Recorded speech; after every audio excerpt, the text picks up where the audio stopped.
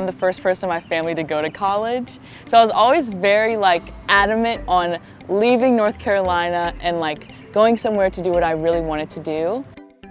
During the Common App process, when they were like, are you interested in community and belonging? And I put that yes button down and I didn't even really know what it meant. But then when I looked more into it, the things that they stood for, like accessibility and equity, those are things that really stood out to me about NAS.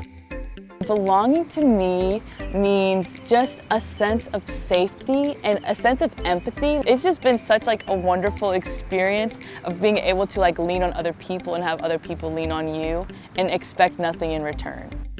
Within minority groups at NAS, we kind of make our own community, but it's not a community that isn't supported.